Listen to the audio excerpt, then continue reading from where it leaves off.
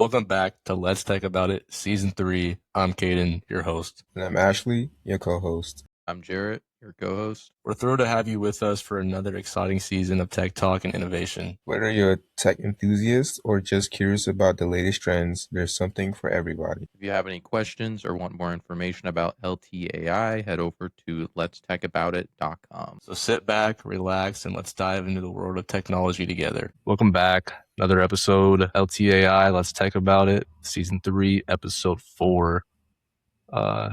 It's been a pretty good week here. Pretty bipolar weather. I said that last week as well. But it's either raining, it's sunshine, or it's just really humid. So yeah, how have you guys been this week, Ashley, Jarrett? Been good. It's been a long week.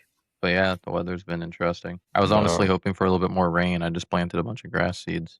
Jared, your dad activities. I moved about 2.5 tons of dirt. You know how to grill, yesterday. Jared? Jared, you know how to grill? Yeah. He Okay. definitely has one of those. You have two grills. One came with the porch, and then the other one I actually wanted. You have a flat stone? Is that what it's called? Blackstone? No, we don't. I wish. I was gonna say you definitely have one of those apron that says "Kiss the Chef." No, we've got some. I don't remember what it says on. Honestly, I don't wear them. Have you guys started grilling yet? Is it grilling season for you, or are you gonna wait? No, we haven't yet. My son's out at the campground right now, so probably pretty soon. It's about that time. I think I'm gonna grill real soon too. I think it's really good weather for that, except for the rain. But I can't Grilled wait. I'm food's not the gonna best lie. food. Low key. Yeah, well, glad to see you guys have had a good week. A lot of things have happened in tech, not gonna lie. So let's just get straight into it and let's talk about it. First off, can we talk about this Apple moment that probably has a lot of people crying? I don't really care that much, but I've seen a lot of it on social media. Mr. Cook stepping down. Look at that. Look at him stepping down. Honestly, what are the numbers from where, like, what he took Apple to price wise? Wasn't it like a $40 billion company and they took it to like 240? I have no clue. I know that it's up there.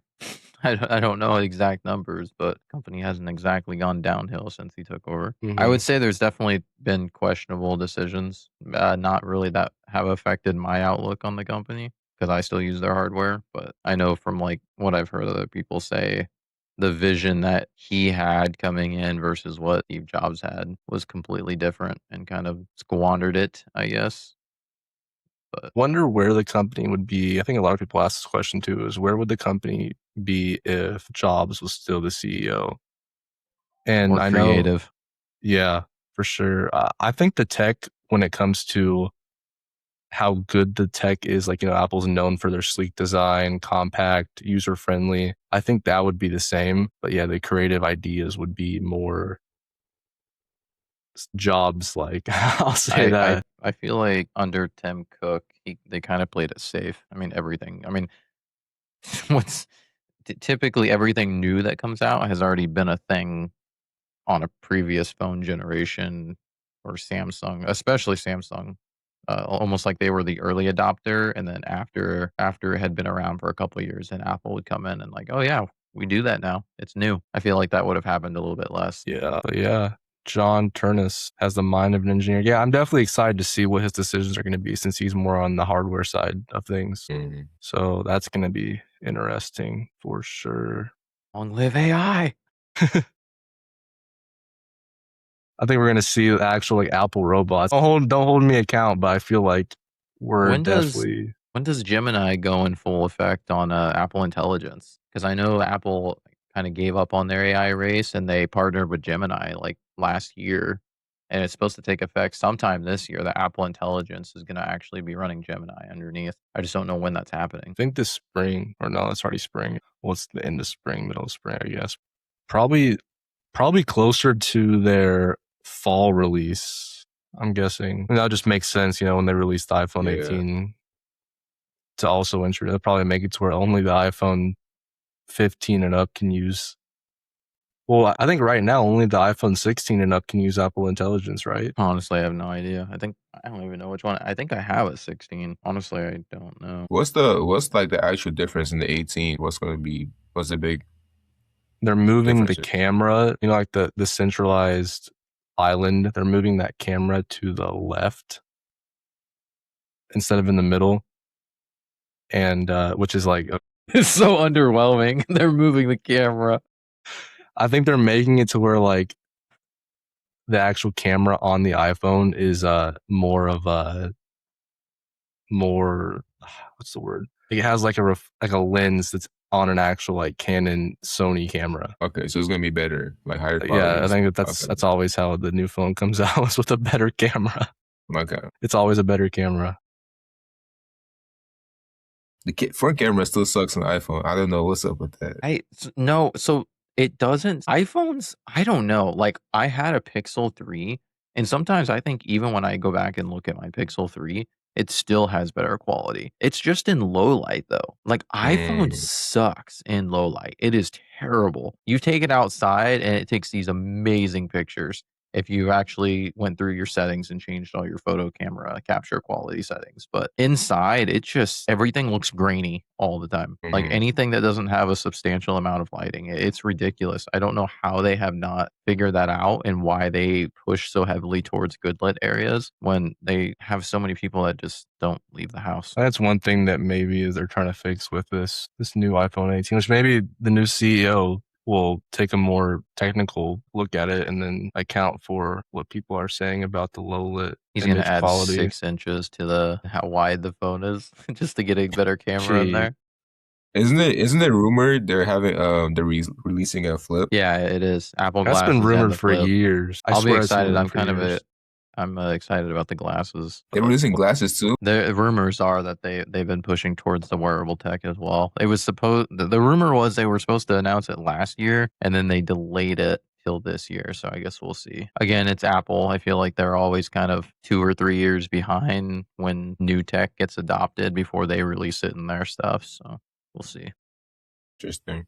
They always do a good job at making it good, though. That's one thing I'll say. They do. They do an amazing, like, it's almost like that they're afraid to do early adoption because they want to make sure they get it right. It's just the way they advertise. Like, it's almost like the bubble of, like, the bubble effect, I guess, of people who are only in the Apple ecosystem. They're like, this is amazing. It's like, hey, it's been around for a while. It's just now coming to the iPhone, though. It's not like new. Yeah. I think that's where the drawback is. It's just the people who own.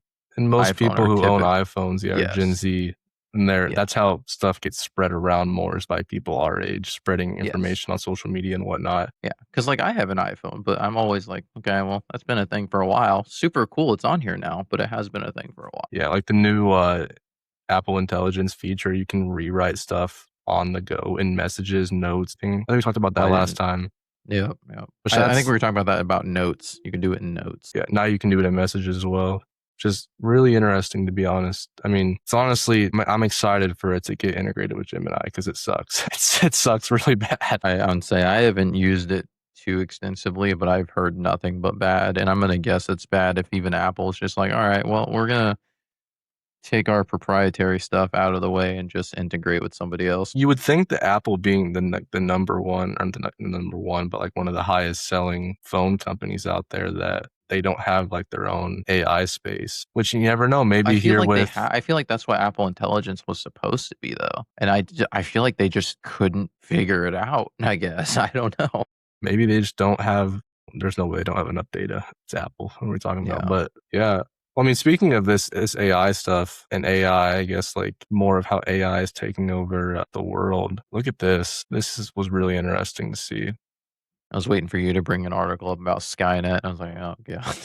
My San Francisco shop is run completely by an AI agent, So how do they have any employees at all? Like, is that guy behind the register? Is he checking people out? Yeah, so he was hired, or I'm guessing he's an employee, but I know how this worked out was a company gave like $100,000, I believe, to this AI model and gave it ropes to start a business. And that came with it being like the CEO, like hiring people, finding product, finding a business model, stuff like that. So it figured out all this stuff on its own. And so it came with like buying product, hiring people to manage it, even AI hired somebody to paint this mural back here. The AI model created a job listing on Indeed for individuals. He came back for a phone interview. and even got on a Zoom interview with them. I Yeah, I don't If it know. works, it works, I guess. If I got an interview and it was an AI, I'd feel kinda disrespected. I'd just Yeah. log off. I mean, that's not even worth my time. This is more an experimental thing. I mean, it's cool. Like, it's cool what it was able to do. I like, from my perspective, from the interview part especially. Mhm. But it's interesting to see what AI now can take over and what people are focusing on. I see a lot more videos on people talking about how can we modernize and automate with AI versus anything else. Like that's the most thing that I've seen Yeah. on my feeds recently is that, which is I feel like the agentic side is really, I mean, not it's not anything new. I feel like it's starting to become more mainstream, especially the last couple months. Mhm. Like, I've even heard the people I work for bring it up, like the agentic side, and I'm like, "Okay, so it's been a thing for a minute. Why is it coming up now?" So I feel like it's just becoming more Popular. mainstream with people outside of, like, the techie part. But other than that, happened this week and some interesting topics to talk about. Quantum networking being integrated in real infrastructure. I think this is something that's going to keep happening faster, especially now with AI taking a play in making current technology better with dealing with quantum networking and putting it in actual infrastructure. And I think you've done a little bit more research on the quantum side than I have. I don't know if you've done any, Ashley, but what are your initial thoughts and what do you think it means for the future of development or just computing power in general? Because again, this is kind of where I haven't really dove in too deep. Yeah, all I really like just seeing when I seen that it's just new technology in a way.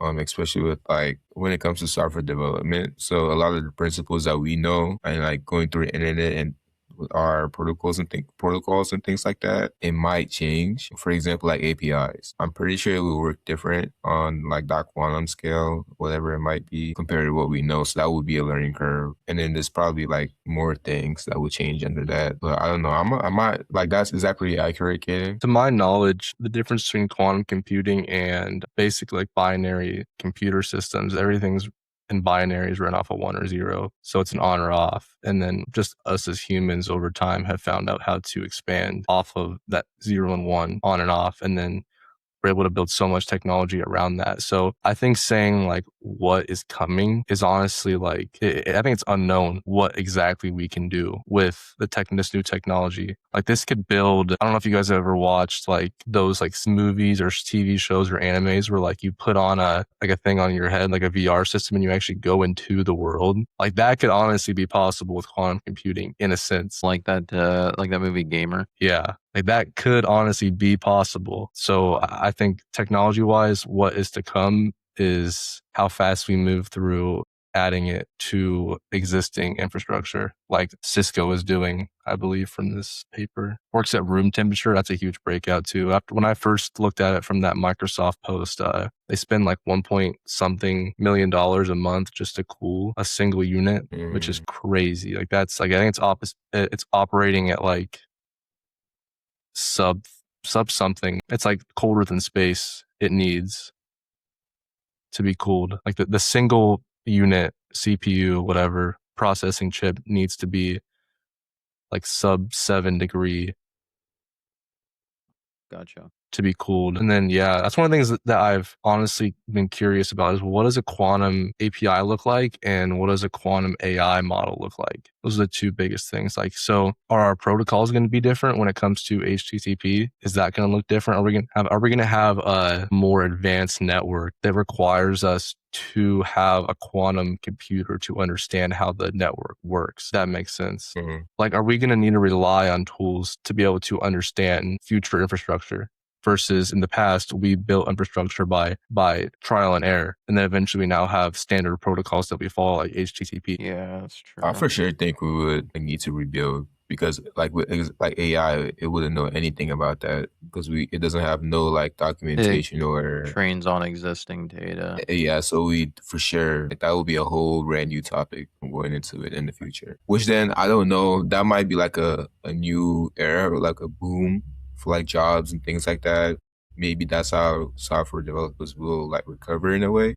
just like I with wouldn't AI. even, sorry, I wouldn't I mean, even I say feel recover in a sense. yeah, I mean, I feel like we're already on an upward trend. I mean, if you go out and look at the data, Hmm. we've been on an upward trend for a little bit, like it for a while there, and it's still. I mean, there are like a lot of people not getting jobs. I think that's mainly just because of the skyrocket. I mean, for a while we went through this upward trend, right? And then everyone overhired and overhired, and now we're kind of like we went on this downward, but now it's slowly kind of teetering back up. But you still have all of these people that started college here or here that are now having issues getting jobs over that time period. So I think we're still kind of in that. So yeah, I don't think we ever really I think we've been recovering. I don't think this is gonna change that. I don't know. It really just depends on where these how far they can push these coding agents. I feel like that's what it really relies on.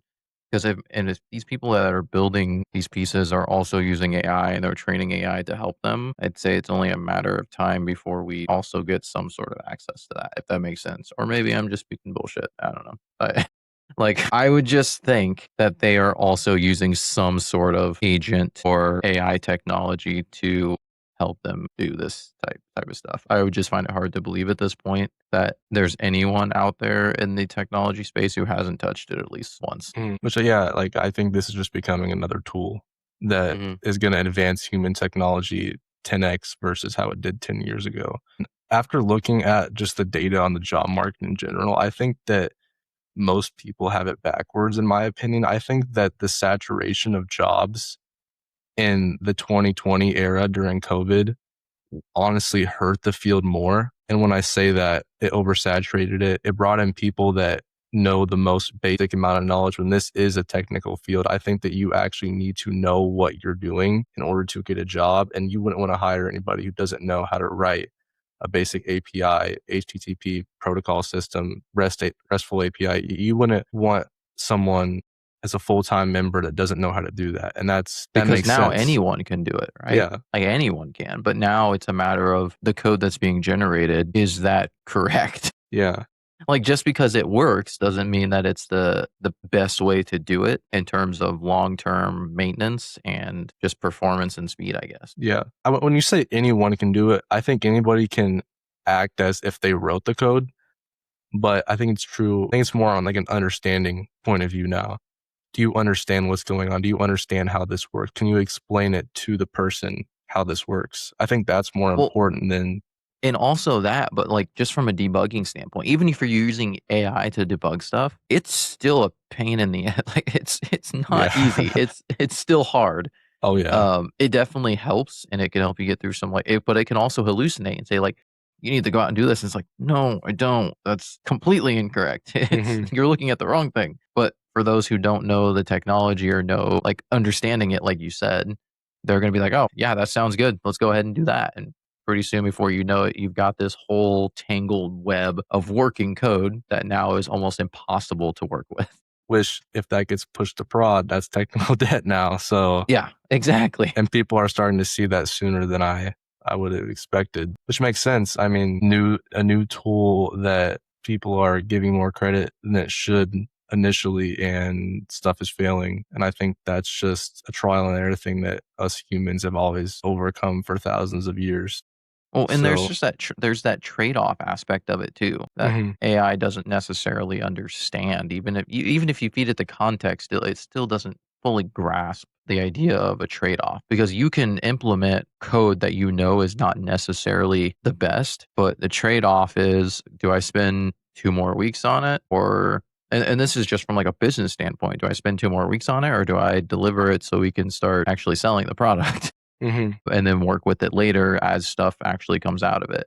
But then there's also technical trade-offs, like what tools you're using, what frameworks, libraries, all of that. I mean, there's a thing that one library can do. There's probably 30 other libraries that can do the exact same thing. But there's technical trade-offs that you have to take into account with other technology that you're using that AI doesn't necessarily have the full concept or grasp of your code base for. And then moving on more towards that topic of I would say like nexting our workflow in our productive output. Now we're starting to see humanoid robots coming into play, like I just mentioned earlier in that one link. But going more on that, this is something that Ashley researched. Share my screen, but a robot ran a half marathon faster than a human. Here's why folding laundry is still harder. Okay, that might have been written by AI, but even just this like simple little example to show how much more efficient robots are than humans. I mean, it's obviously there. Robots just, I mean, way different than humans. I mean, that's the honest truth is that Yeah. robots they operate at a much higher efficiency rate than a human naturally. But I think again, that's that bicycle that we then use for a human to be more efficient. And that comes to anything software that we're outputting. I think now that we're starting to see this, we're starting to see like humanoid robots, AIs getting integrated into the workforce. What does this mean for fields other than just software development? And where do those people go? Where do those people go that are working those jobs? Let's say the whole McDonald's crew line gets replaced. Where are they going to go? You know?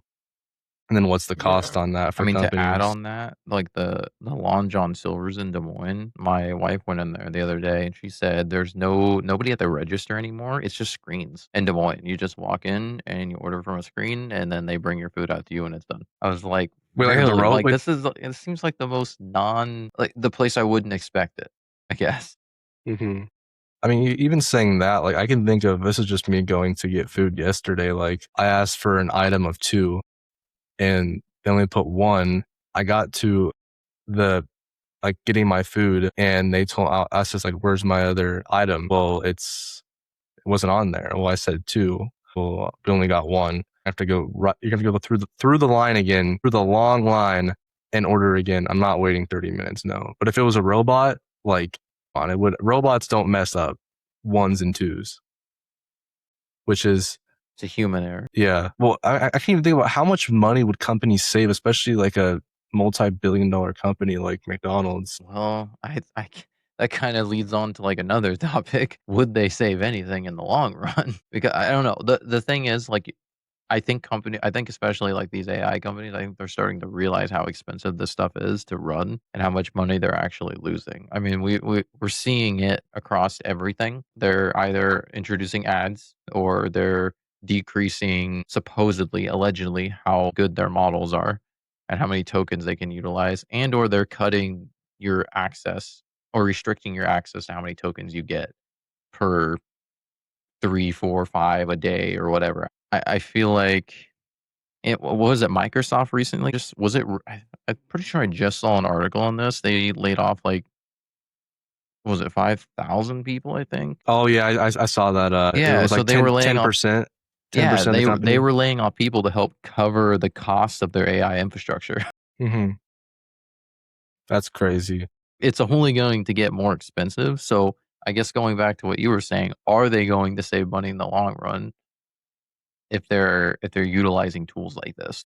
Maybe once it's perfected, and when I say perfected, once they have like a system in play that is accounted for price wise, accountability, integrity. I think once those levels are met is when we'll start to see those implementations in modern business when it comes to like McDonald's, Walmart. I know that one thing I saw on YouTube Shorts by this one guy who explains like random tech stuff that you go about in everyday life. It was the scanner to see if you're stealing. Like it has like an AI image processor that can alert you, or it can alert a person in the store, like a team lead, to let you know that you're stealing and here's the image. Gotcha. So that's honestly pretty cool when it comes to the fact that whoever wrote that tech must be a really smart guy, but also it's bad news for anybody who tries to steal from Walmart. Yeah. So regards to them, but yeah. And then talking about more models in general, DeepSeek unveils a new model that competes with agentic code. Ashley, do you want to talk a little bit more on this? I just know there was certain like a period of time where DeepSeek was really big just because of how the pricing was on their platform and how they were able to like recreate like the processing power compared to ChatGPT. So now seeing them being like able to innovate whatever technology they have now, especially with I'm pretty sure they were like restricted with the amount of hardware they actually had. So it's like seeing them being able to optimize and then actually keep up in a way with agentic models and things like that now is pretty impressive. I don't really remember the numbers, but I'm pretty sure the pricing options is like pretty big. That's a pretty big difference compared to how things are. I haven't personally tested any of that out, so I wouldn't know, how big of a difference it is. But I do know, like, just Jared, how you were saying, your tokens or whatever, it was just like the usage and things like that. So I think that might be Gotcha. something people are interested, or if they were, wanting to start out, that might be something they would look into, like DeepSeek, and how that would work for the future. I don't really know you guys' opinion on DeepSeek at all. If you guys like support that or I haven't used it. I think anything that's open source. I mean, I don't know if DeepSeek open source though. You can run it locally, I think, right? But I don't know if it's open source. I It think so. should be. Is that honestly? I don't know. As long as the model is open source and you can run it locally, I support that a lot more than I would if I was just running it against their browser hosted version, or server hosted version. I actually don't know if it's open source or not, but I don't know. That is something I want to look into just because Yeah.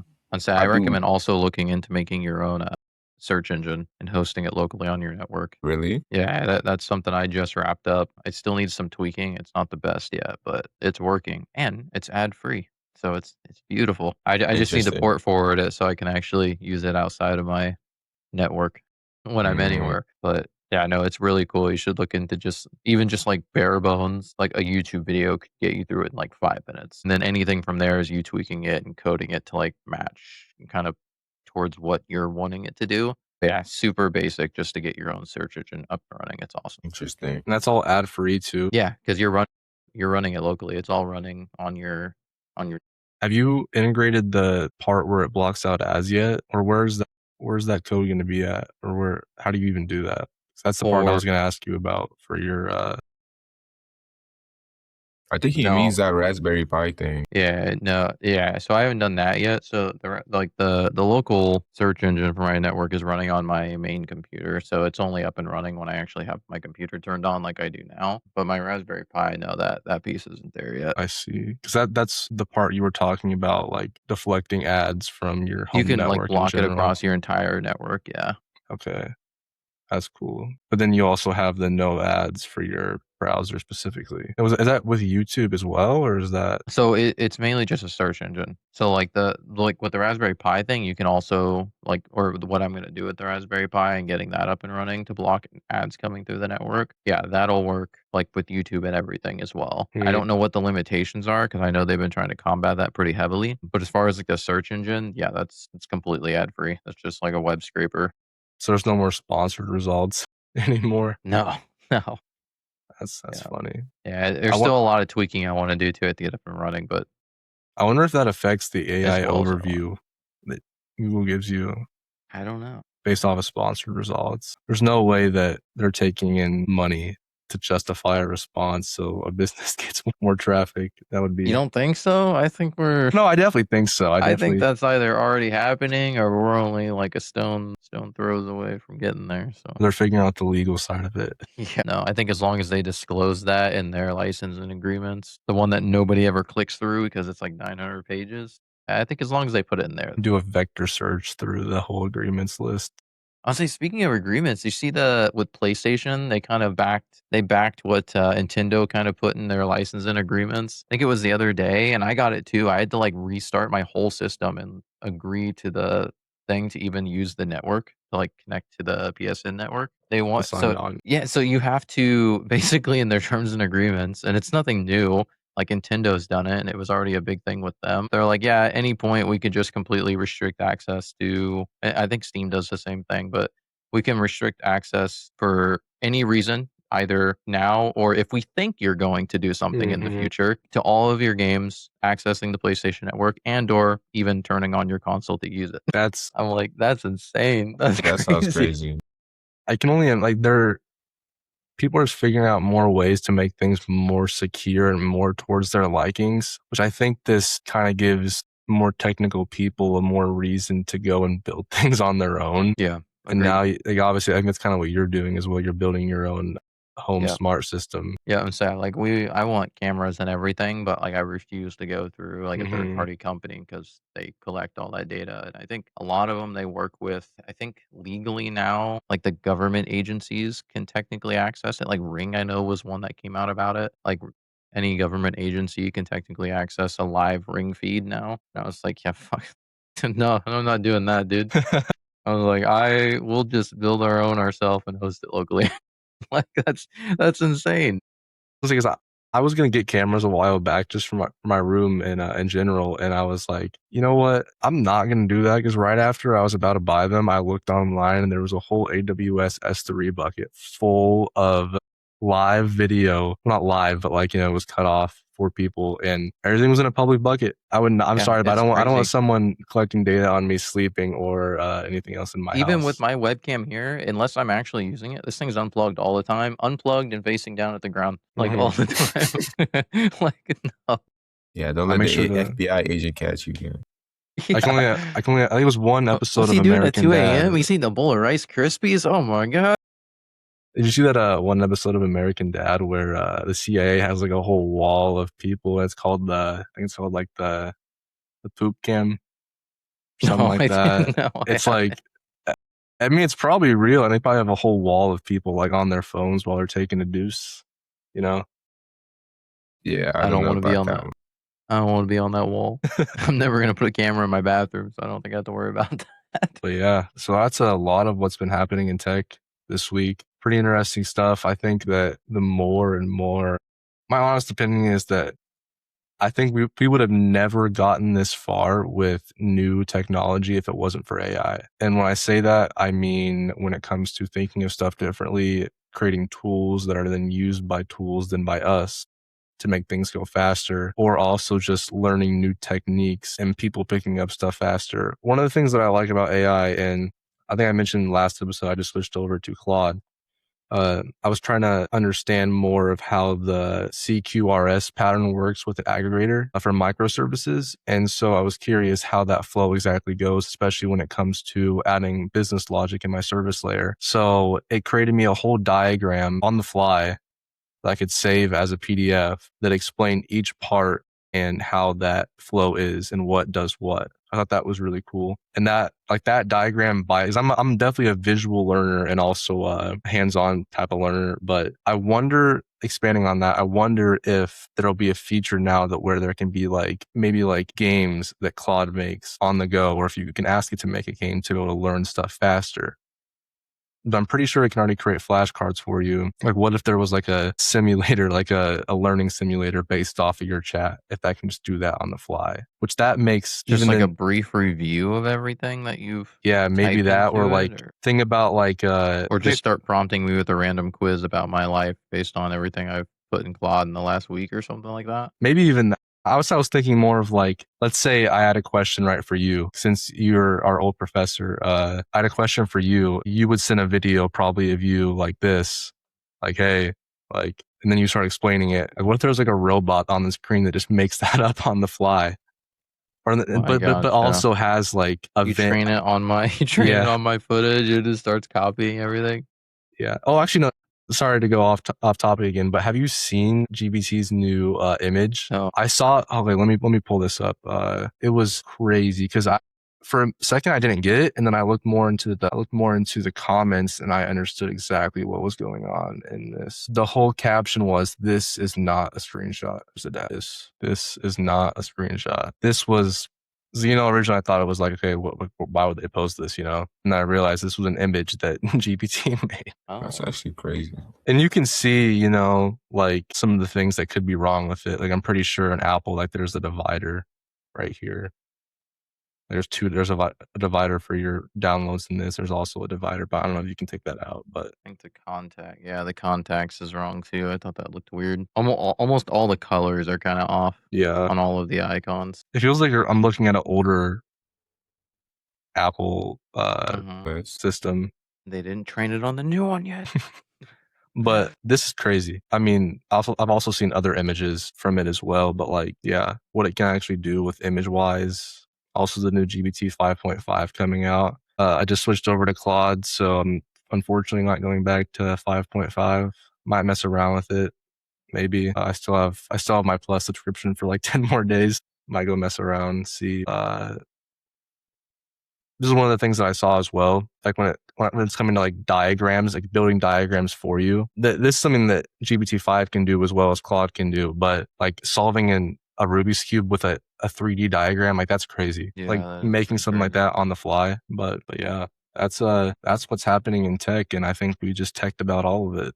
Unless there's anything else you guys want to add, or No, I think that's it from my side. yeah, very interesting. Going to be Actually, I'll ask this question to everybody. What's one thing you're looking forward to specifically? That can be personally, work wise. What's one thing for technology in general that you're looking forward to in the next Just this next week. 2030? 2030. Honestly, just smart glasses. I'm hoping the technology, I feel like it's already pretty widely adopted. I hope it picks up a little bit more and we get smaller variants, Mm-hmm. good ones with less data farming driven companies like Meta. Like I haven't worn mine in a while other than to like record something precisely for it just because I mean like we all knew they were doing some data farming, but just to the extent recently that it's come out, like don't even feel safe wearing them half the time. Yeah. So I'm hoping for uh, companies to just make it a little bit more, um, a little bit more robust for people who like their private life a little bit better, but still want to enjoy the pros of having like smart glasses. Mm-hmm. Agreed. Yeah, I would say just like how this AI race turns out Mm. for sure, especially like within the time range 4 years from now. That's like really difficult to scope out to see how everything will just end up. So for sure, excited to see how things play out with that. And to piggyback off that, I would say that I've always said we'll really see where the state of the world is at by 2030. And I say that in more of like a economical standpoint as well as a technology professional standpoint, since we're all in tech, you know. I do agree. I've also, I mean, this isn't the first kind of wave of something major that's hit since I've been in the industry, and there's always something new on the horizon. So like you the state of where we'll currently be with like current agentic AI, I feel like yeah, we'll have a better understanding of how it's actually going to be integrating into our daily lives going forward as developers and just I mean almost any like it seems like every job imaginable, every company imaginable is trying to push it into every sector that they possibly can to see if there's any benefits that they can profit off of. But I mean there's going to be something else right around the corner that we're going to be seeing the beginning of as we see the end of the it's just it's a never ending cycle. It's just how you weather it and And again, yeah. that could be quantum computing for all we know. That Yeah. could be like Yep. us going into virtual reality in like, you know, Player One, whatever that movie's called. That could be We just us seeing how. Go ahead. to finish that off. I was going to say that could be us commuting to work by putting on the putting on the goggles and going in. Yeah, what were you saying? I'm gonna opt out at that point. But yeah, I was gonna say, do you even like see an ending to AI though? Just seeing how, yeah, just I feel like the quantum realm's gonna just push it a little bit more. I I feel think like it's gonna be standard. I'll say that. I feel like it's really gonna be a standard thing yeah. moving forward. My only complaint is I feel like it's hard to ever talk about tech anymore without mentioning AI. Like it's so difficult. You can't do it. Like you know, Yeah. like even when we do like these things, like these recordings, we try to bring up all this other stuff. Like it all comes back to AI. There's not really a way around that. That's the unfortunate part. But at the Hmm. same time, Yeah. No, I agree. I think that's just that comes with the field. You know, everything yeah, is agreed. People only get excited about AI stuff now. Yeah, And it's like if you're pitching to an investor, I mean, it's kind of like a stereotype that if you don't have an AI B2B SaaS in the description and you're pre-revenue, then you're not going to get funding. But no, it's interesting to see. I think that these are honestly helpful for even people watching as well as our future selves to see kind of what like headspace we were in before the world gets taken over. But you know, it's gonna be fun, exciting. I'm glad that I feel like right now, I think Jarrett's more in the golden age of AI since he has more of a technical background versus me and Ashley. But I think we're like late bloomers coming into the AI golden age. And when I say golden age, I mean before we move on to the next big bubble. Brief intermission, coming back, different day. We got busy, so we are back finishing up the episode. But now let's CD into our next segment called the Debug Lounge, where we talk about more personal stuff going on in our lives, projects, games we're excited with, or whatever's happening personally in everybody's lives. So Ashley, I think Ashley's like he's having a mouth moment over Can you guys there. hear He's me? got Like, hey, food. He's got let's debug. Right. yeah, okay. All right. Well, before Ashley joined, me and Jared were just talking about GTA 6.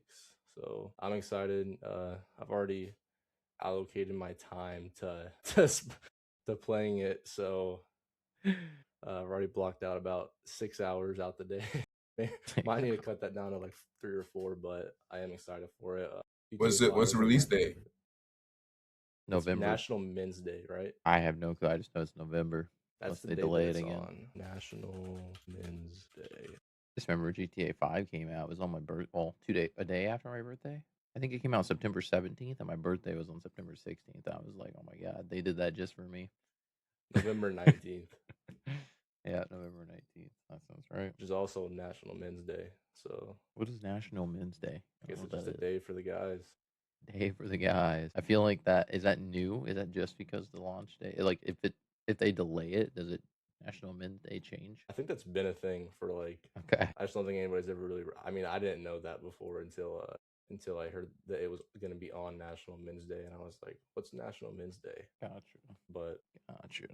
Where are you going? Jarrett, little side quest cat. Yeah, I can't figure out what she's trying to do. Did you get that keyboard thing where like the cat can lay on top of your hands while you type? No, I want one. Wait, mainly you have a because of cat this. hammock Like, though, right? we have what? You have a cat hammock though, right? Yeah.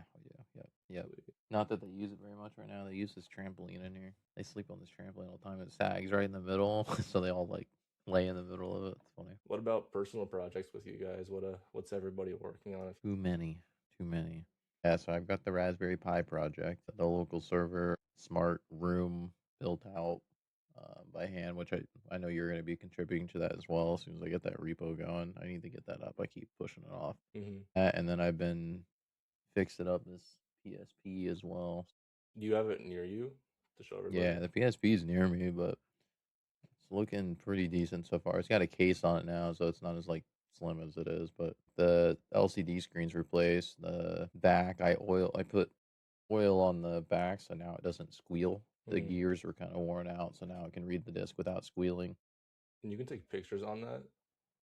Yeah, I mean, there's a PS camera for the PSP you can get. I do want to get like all of the original parts that were for it. It's a really bad camera, but it'd be really cool as like a shelf piece to get the PSP camera. Yeah. I'm trying to keep this one as original as possible. I do want to buy another one at some point and modify it. Like the PSP 1000 has the connectors it has on it. It can work with an OLED display, so you can do an aftermarket OLED. Where compared to like this one, you can only just upgrade or get new LCDs. But I would love to have like a fully modded one where I solder or get rid of the old charging port because it's like that yellow one. Can't really see it, but I would love to make that like a USB-C or something, and I have to solder that onto the motherboard. That would be cool. I've seen a lot of people that someone on YouTube like took the older iPhone, like the iPhone 14, and still had the OG iPhone charger. Yep. And they like took that out and then put it on a newer one to where you can charge like the newer iPhone 15 up, whatever the ones that have the Type C in them. Yep. You can now charge it with like a lightning cable, or not the lightning cable. I should do that. That should be my project. It should be fun. Yeah. I think soldering irons are pretty cheap. Honestly, I don't know. I like haven't bought $15 one in a while. I'm just worried that I'll mess my phone up and then I just can't use it Yeah. no more. I would wait till you have another one and then just kind of mess with it. Well, It's the Apple same makes- reason I wonder- won't modify this one because this is my only PSP at the moment. Well, I have the PSP Go, but like that one's not. I wonder how far you could probably like mod a phone, especially an iPhone. I don't even know. Put Apple just makes iPhones like a clear locked down. shell and yeah, that's true. Clear shell and like a RGB lighting on the inside. Man, Yeah. the GPU on the phone, bro. Yeah, it'd be But yeah, interesting to see how far you could push it. What about you, Ashley? What are you working on? to be honest, I've one of my biggest like plans. I haven't even started it yet, but I'm planning to renovate my room.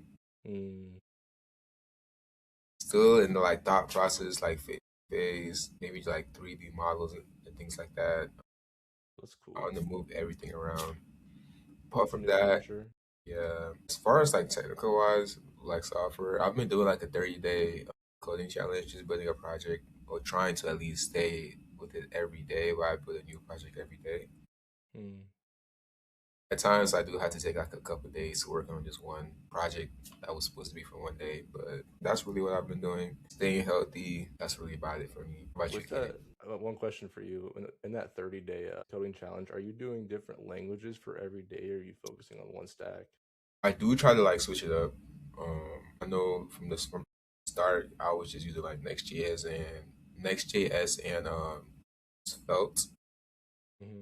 and then I'm going to add a bit of Python and other languages into it. I do want to add like Node just to play around with Node.js a bit more. Say Mm-hmm. Svelte is not something I've touched at all. I know Luke was talking about it quite a bit. It's actually pretty interesting. I actually Yeah, kind of like it. it has its own compiler, so it's like its Gotcha. own language, but it's a framework. But it's not bad. It's there's some things about it that I don't like, and that when it comes to like managing state, I'm just so used to managing state in like Next.js. So Yeah, and that's another thing. I didn't know how complex, well, not complex, but mhm, like state management is actually like it's just a yeah, whole other thing. They have like libraries for that. I just thought, pop in a few like use state and then whatever it might be, and you'd be cool. But nah, it's like deeper than that. So, Next.js does like basically all of that for you, but yeah, Svelte you can get like more technical with it, I would say. I think But that's yeah. one of the big things with .NET too, is just state management between pages and Mhm. interactions. yeah. So I'm trying to figure that out, but it's going well so far. How about you, though, kid? I have two projects. I would say one project, and I'm working through some modules on Codecademy. So my first project is a Discord bot that I'm trying to integrate with our Discord server for Let's Tech About It. But it's basically just a way for people to get information all in one place, so they don't have to make so many channels and everything's so scattered. So you can just do commands to get information back and whatnot. And then it also has a task management uh, feature, which will provide like a blocked out Kanban board directly in your Discord server so you can stay on task with stuff. I would say it's mostly, I'm probably going to expand on it because it has a lot of room to grow, but I'm building it on a microservice pattern. I'm using the CQRS way of the write read command model things, and then I'm also integrating an aggregator in my Kanban feature just so I can get experience on that and see how like industry standard design patterns for microservices are getting implemented. That's kind of my goal for this project in particular. I always set out with a goal of what I want to learn specifically when making a project. I always write like an overview before, but right now I'm also learning how to use Notion for task management, and also using how to better use AI when it comes to building out a project as well. So just trying to take everything and put it all in one basically and get a lot more technical. But then my second thing that I've been working on is learning C and C++. So I'm almost done. I learned all of C for Codecademy, and then I'm moving on to C++. I finished the beginner course, and now I'm working on the intermediate course, which just goes more into object-oriented programming and memory management methods and such. After that, it's advanced C++, and then object-oriented specifically meant for C++. And then I plan on using that to work with, or I can bring it out, this Elite Founders Kit. The backbone is there's like learning things in there for C++. So it's basically the same language, but it's Sun Founders like own thing, I guess. But I'm gonna work on that for a little bit before my internship starts. But yeah, I'm When does excited. your internship start? May 18th, the It's coming day up after. then. Yeah, the day after we go on that run. That's gonna be exciting. You guys gonna run? Yeah, you want to come? Guys, You want to come? If you actually want to come, how long are you guys running? six It's 6 point. Yeah, 6.4 miles, and it's 10K. around like a ski resort. So there's 28 obstacles this year, I think. So there's going to be about probably 800 other people there. Mm. I'm excited. Yeah, I'm gonna stay 3Ks. I mean 5Ks. It's not bad. It's not bad. I think the You worst guys part. plan to like try hard or? I mean, I'm just gonna run it to the best of my ability. So I'm gonna go with it too. You can't dead sprint this thing. Like it's some of the hills are steep. Like you're basically walking up them, trudging along, and then you get to the top, and then I saw you're like coming around things. like windy corners and stuff. I mean, you can't dead sprint it. I saw like pictures of you're getting like chest deep in mud. Yeah, Yeah, that's crazy. Like you're like doing an army crawl under Where's the. No way that was barbed wire. If that was it's barbed wire. It hurt. Actually, Yeah, it hurt. I stood up too early the first year I did it, and I got fucking shredded on my back. Like it did not feel good. I see. I thought they would have like clipped off the pointy parts. They did not. It hurts a lot. Where's it at? It's in Boone, Seven Oaks. It's Seven Oaks Resort, I think, is the ski place. How far is that from here? 2 hours and really?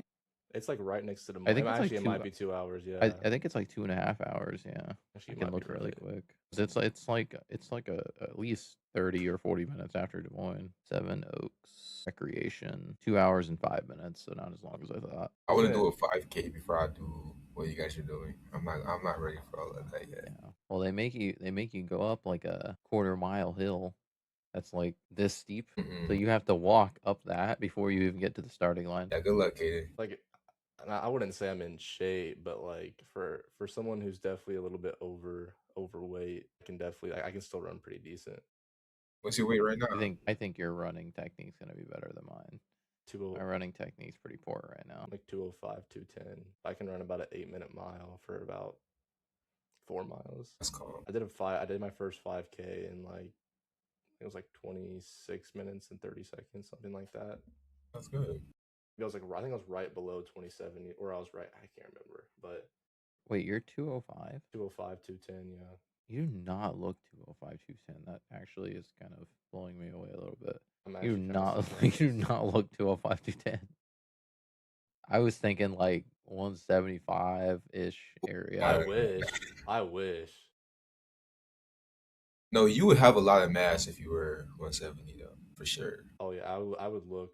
When I was 180, I looked really big. Like some of my other friends say now that like you look smaller, but I have literally have pictures, and it's like my arms are so much bigger now than they were back then, just mass wise, like fat getting added on to my body. But I want to cut that fat down, but still keep the muscle that I've gained over the past year and a half of being around 190 to 210. I've fluctuated a lot from like 190 to 210 down, up. I wouldn't say it's the best thing, but it's definitely put more muscle on my body. But yeah. Yeah, I plan to.